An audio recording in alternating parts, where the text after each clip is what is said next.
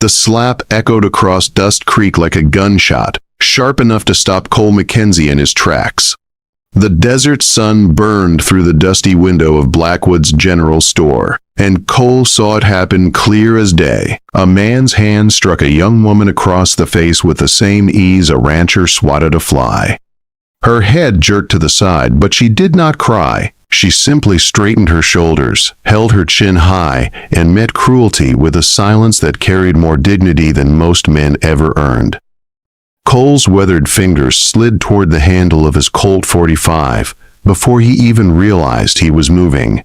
5 years of hunting dangerous men had taught him to mind his own business, but something about the girl's calm strength felt familiar in a way that twisted painfully in his chest. It reminded him of someone he had already failed, someone he could never save now. Their eyes met through the glass. Her dark gaze held pride, pain, and 3 long years of suffering buried deep beneath quiet courage. In that single moment, Cole understood that walking away was no longer an option.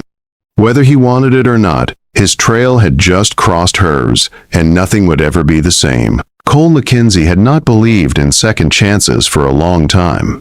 At 42, his face carried the map of every hard mile since that terrible September night in Tombstone. 1 dead rustler, 1 long ride home, 1 house burned to the ground, Sarah and little Emma gone before he could even pull them from the ashes.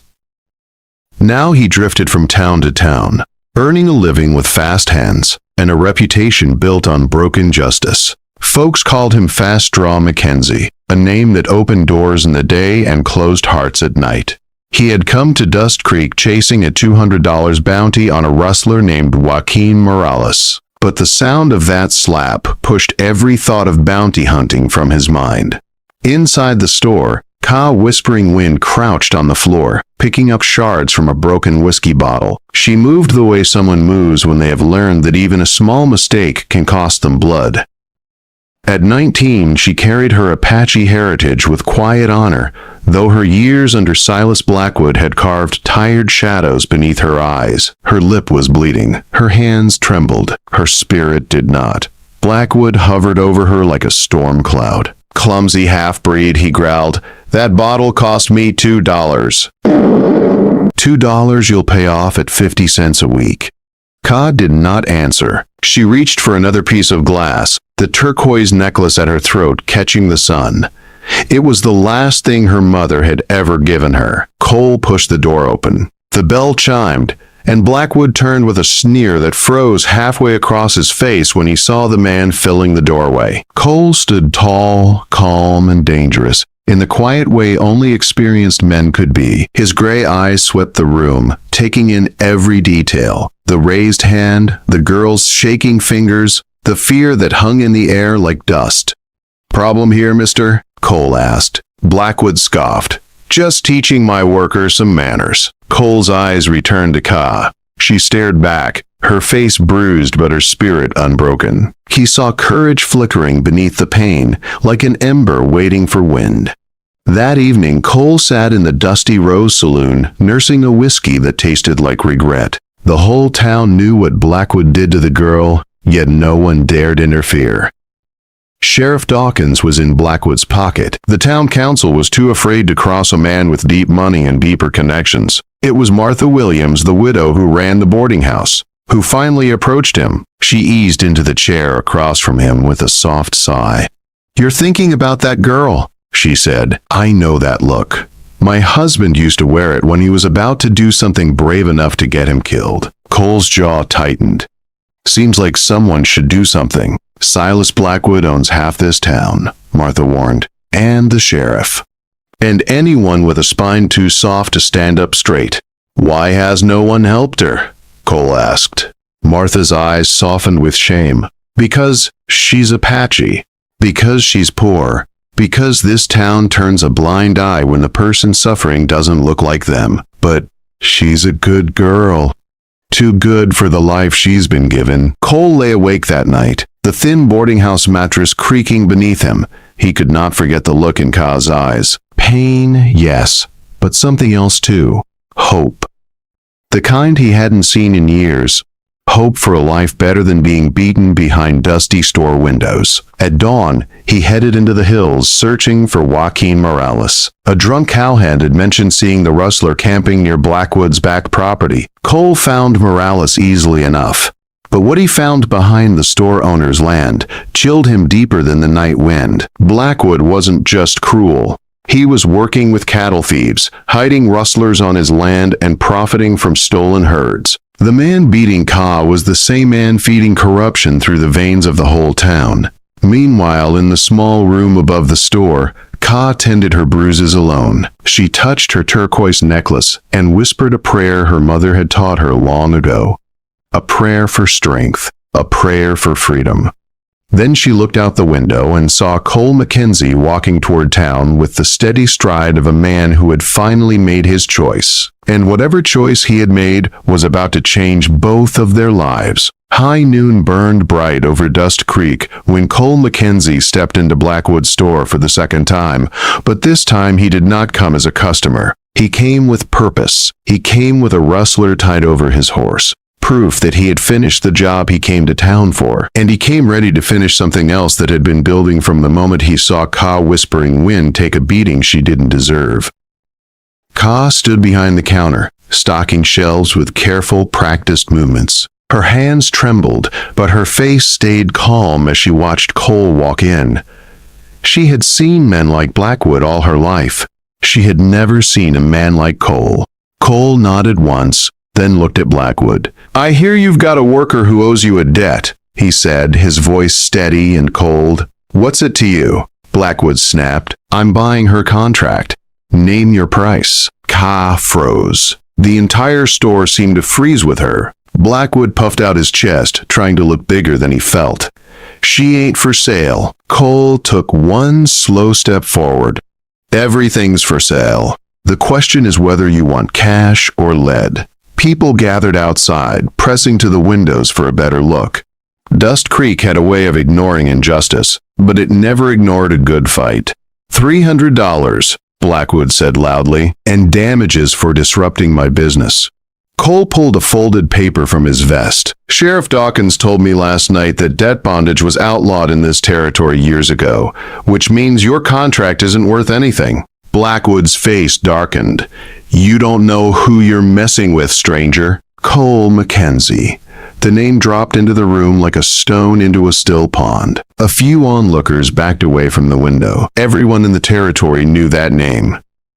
Before Blackwood could reach for his pistol, Cole already had his Colt pressed against the man's forehead. The room went silent except for Ka's quick breathing. "I wouldn't," Cole said. "I already sent word to the U.S. Marshal about your cattle operation."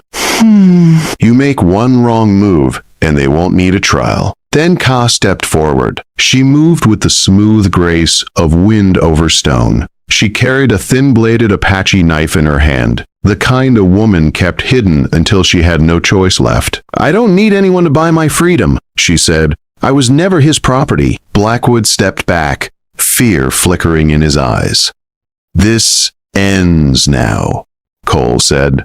"The girl walks free and gets her wages for the last 3 years." 2 hours later, Dust Creek watched something it had never seen before. Ka Whispering Wind riding out of town on a gentle mare, and Silas Blackwood standing on his porch with anger boiling in his face while the sheriff pretended this was justice he had intended all along. Ka rode in silence beside Cole as the town disappeared behind them. The desert stretched wide ahead, open and endless. Still, she kept her guard up. She had known too many men who offered help with one hand and took something with the other. "You didn't have to do that," she said quietly. "Yes, I did," Cole answered. When she finally looked at him, she saw pain written across his face. Old pain, heavy pain, pain that had carved him into the hard man he was. "Why?" she asked. 5 years ago, he said, "I had a wife and daughter, Sarah and Emma. I left them one night to chase a bounty. When I got back, the house was burned. They were gone. I told myself that some things can't be fixed. Some people can't be saved.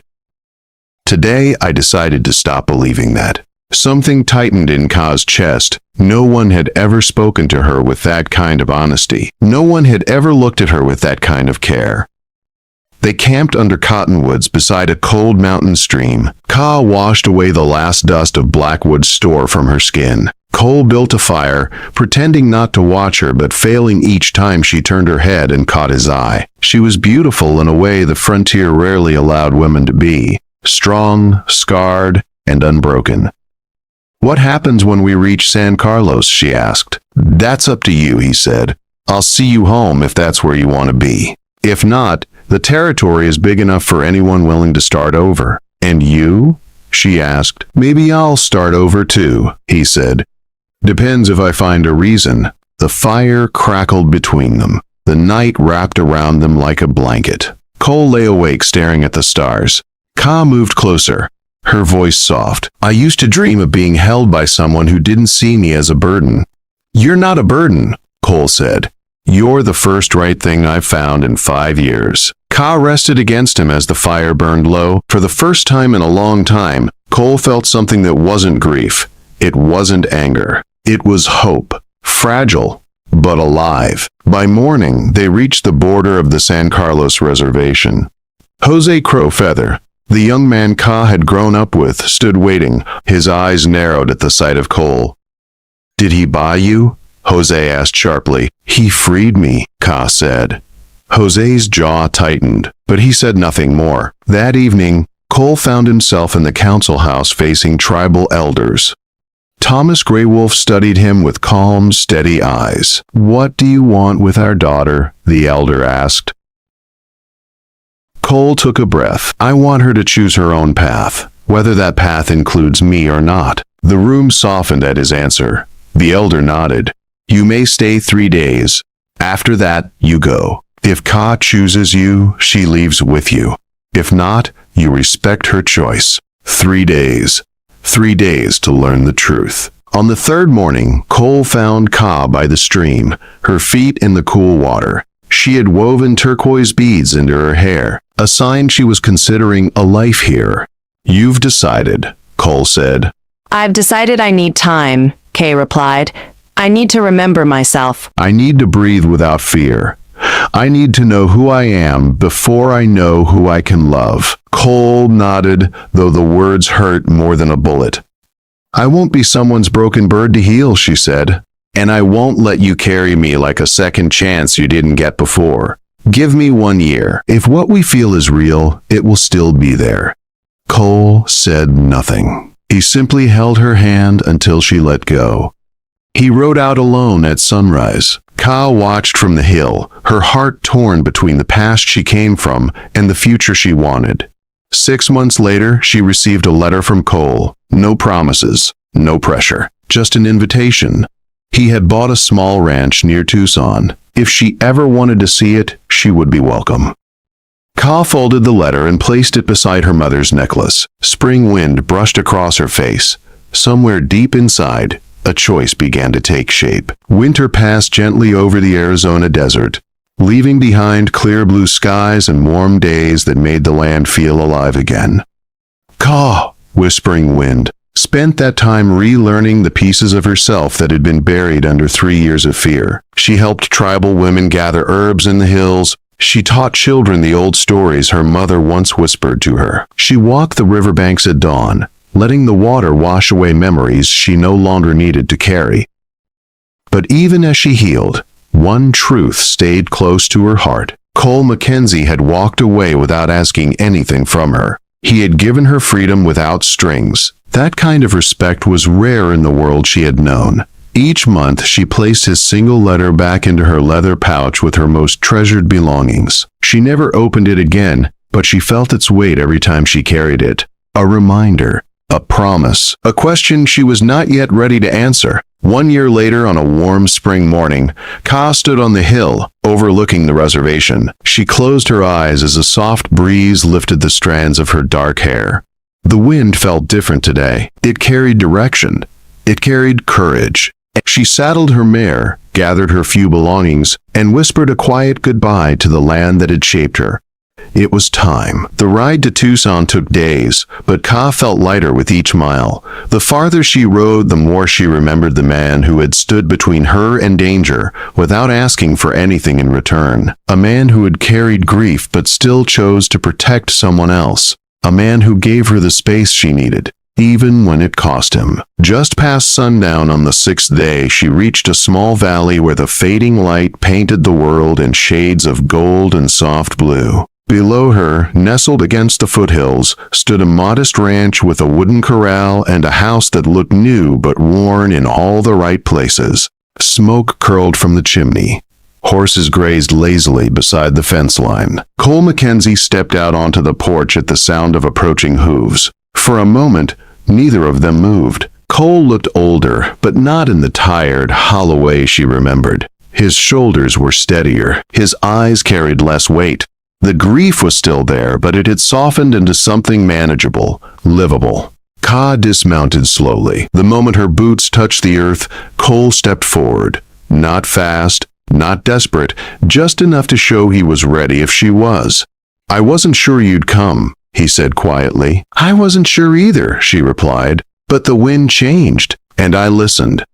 He smiled, and it was a smile she had never seen from him before. Gentle, hopeful, real. Cole guided her inside the house. It was simple and warm, with a wide hearth and shelves he had built by hand. On one shelf sat a small wooden box. Inside were a pair of tiny shoes and a locket, a memory of what he had lost. Ka noticed it, but she did not speak. Some grief deserved silence. "What made you build all this?" she asked. Cole looked out the window toward the corral. "I wanted a place that felt worth staying in, a place someone like you could walk into without fear." "And what if I chose not to come?" she asked. "Then it would have still been a good place," he said, "just a quieter one."